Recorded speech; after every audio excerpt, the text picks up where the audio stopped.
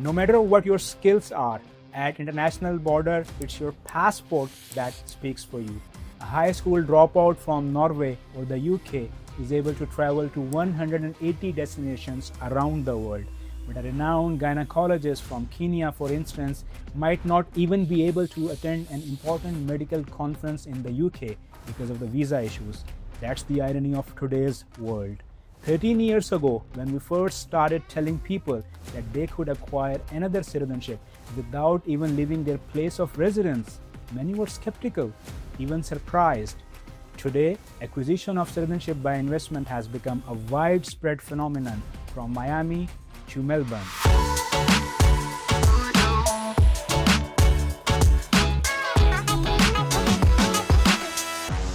In 2011, only 2 countries offered direct citizenship, St. Kitts and Nevis and Dominica. And most people applying for these 2 programs back then were people from developing countries who wanted to have a better visa-free access. Some people from developed countries like the US also applied for these programs, but the number were limited only to ultra high net worth individuals. For example, a very high profile internet personality from the US acquired St. Kitts and Nevis citizenship and later renounced his American citizenship. His renunciation of American citizenship triggered a domino effect, and a lot of high net worth individuals from America followed suit. Today, over 10 countries offer direct citizenship by investment programs. I am Dr. Hussain Farooq from HF Corporation, one of the pioneers in the field of citizenship by investment advisory. And today we will discuss, is second citizenship the right choice for you? Or perhaps you can simply apply for a residency permit. Join us as we explore who stand to benefit from second citizenship and how to select the ideal program based on your personal and business needs. For today's discussion, we will divide people into different groups and subgroups. First, people from developing countries with least powerful passports, for example, Pakistan, Syria, or Lebanon. Second, people from countries like Turkey who have recently started facing problems in getting Schengen visas. Third, people from China, because this in itself is a huge group. And fourth, people from developed countries who have strong passports but either want to renounce their citizenship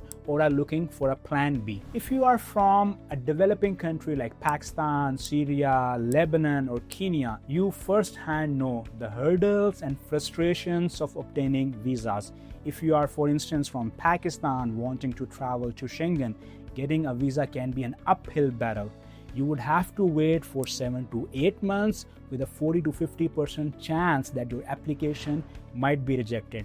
Now imagine the plight of a Pakistani textile exporter wanting to meet his clients in Germany or wanting to resolve a shipment dispute in Hamburg or Italy. If he doesn't travel on time, he stands to lose. For this group, getting a second citizenship can be an absolute game changer. While getting a Schengen residence permit from Malta, Portugal, Latvia, or Greece can ease travel within the European Union, it would not resolve issues for travel outside the European Union. People from this group can either apply for a Caribbean citizenship or Malta or Nauru, all depending on their budget. If they can afford to donate 700 to 800,000, Malta offers an excellent solution. However, if the budget is lower and is in the range of 250,000 to 300,000, Caribbean programs offer the solution. If the budget is even lower, they can opt for citizenship in Nauru. Once you have secured a second citizenship, then you can also add a residency program to your portfolio. For example, you can get residency in a European country or a Gulf country or even New Zealand. People from Turkey have also recently started facing problems in getting Schengen visas. So if you are a Turkish national, you can either get a golden visa in Europe to get visa-free access to the European Schengen area, or you can get a Caribbean citizenship that would also provide you visa-free access to the Schengen area. A lot of people from China also want to have visa-free access to Schengen. Some even want their children to get education from European universities. For Chinese nationals, European golden visas make sense, especially for people who are living within China and do not want to give up their Chinese citizenship. However, if you are a Chinese citizen who is living outside China, and you do not mind giving up your Chinese nationality, then perhaps you can apply for Caribbean citizenship or a Maltese citizenship. Now that we have discussed options for people from developing countries with weaker passports, let's dive into options for people from strong Western countries who have strong passports but are looking for a plan B, whether to hedge against geopolitical and economic uncertainty, or they want to lower their tax burden, or simply want to diversify their future options. This group can be further subdivided into two subcategories. One, people who are actively looking to renounce their citizenship and want to relocate abroad. Second, people who are not actively looking to renounce their citizenship but want a plan B, either to lower their tax burden or to just have options. Let's talk about the first subgroup, people from developed countries who are actively looking to renounce their citizenship.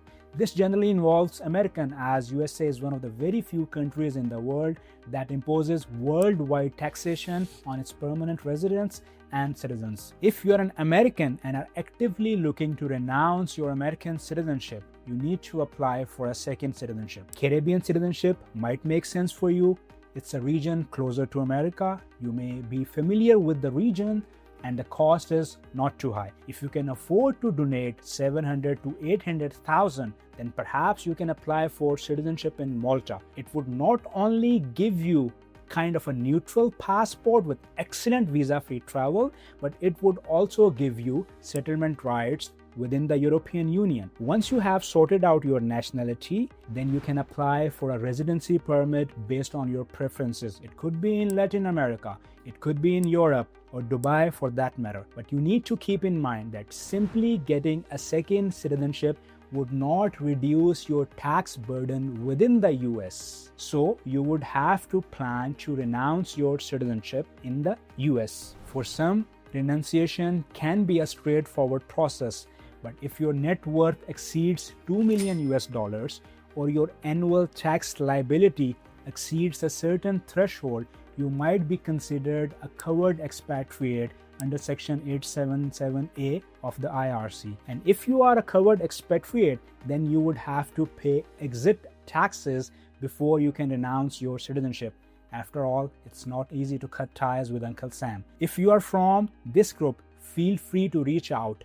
We can act as a one-stop platform providing a full suite of services, from helping you with acquisition of another citizenship and residency, to optimizing your tax strategies, to helping you renounce your American citizenship. In addition to the US, Germany has also imposed an exit tax, and a lot of high net worth Germans are now seriously considering asset restructuring. A few months ago, we were approached by a German national who was not satisfied with the tax and the economic situation in Germany, and he wanted us to help him with a second citizenship. Back then, Germany did not allow dual citizenship, but there were some provisions in the law allowing German nationals to apply for a retention permit, which would allow them to keep their German citizenship along with the new citizenship. So he wanted us to help him secure both a retention permit and a new citizenship. But luckily for him, in 2024, the German parliament approved the dual citizenship law,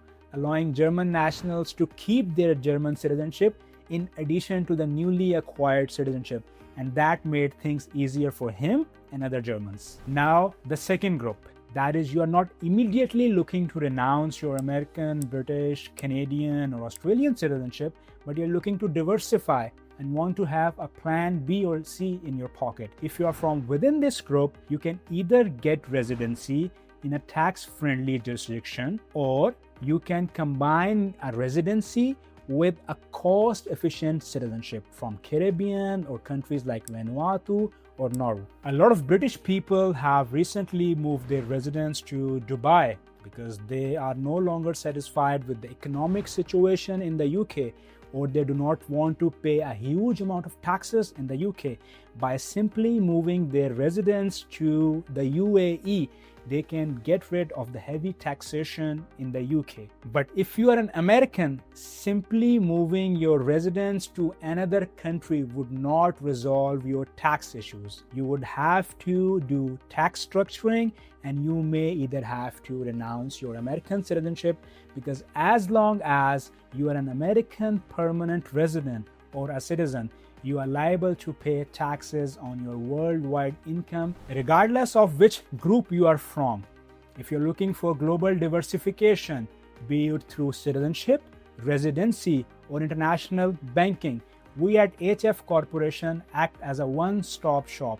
As one of the pioneers in the field of citizenship by investment advisory, we offer second-to-none holistic services to help you build a diversified passport and residency portfolio. That's all for today. See you in another episode of Passport Portfolio Strategies. Until then, ciao and fi amanillah.